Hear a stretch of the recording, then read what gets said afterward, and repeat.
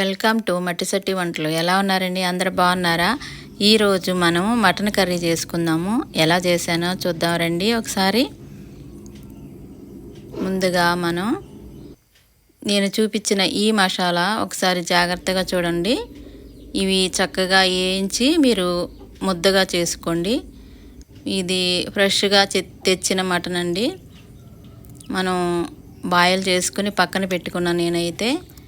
తర్వాత మనకి సరిపడా నూనె వేసుకొని 2 లవంగాలు, ఒక చెక్క ముక్క వేసుకొని, ఒక బిర్యానీ ఆకు వేసుకొని, ఉల్లిపాయలు 2 పెద్ద ఉల్లిపాయలు అయితే సరిపోతాయండి, 1 కప్పు. తర్వాత ఒక 8 కానీ 9 కానీ పచ్చిమిరపలు. తర్వాత ఈ అల్లం వెల్లుల్లి పేస్ట్ 1 స్పూన్ ఉండాలండి. ఇవన్నీ కలిపి మనం దోరగా వేయించుకుందాము. మీడియంలో ఉండాలి. అదే స్టవ్ అయితే చక్కగా బాగుంటుందండి. మీరు జాగ్రత్తగా చూసుకోండి. తర్వాత 2 టమాటాల గ్రేవ్, ఇది మిక్సీ వేసుకుంటే బాగుంటుందండి, మెత్తగా ముక్కలు కాకోకుండా. మన కర్రీ కాబట్టి చక్కగా గ్రేవ్గా వండుకుందాము. నేను హాఫ్ బాయిల్ చేసుకున్నాను కదా, ఇగో మీరు చూడండి, ఇది 1/2 కేజీ అండి. చక్కగా మనం దీన్ని నెమ్మదిగా అంటే మీడియంలోనే చక్కగా ఉడికించాలి. మీకు సరిపడా కారం వేసుకోండి. తర్వాత పసుపు కూడా వేసేసుకున్నాను. ఇప్పుడు ఒక 5 నిమిషాలు మగ్గనిద్దాము. మూత పెట్టేసేసి తర్వాత తీసేసుకున్నానండి. ఇప్పుడు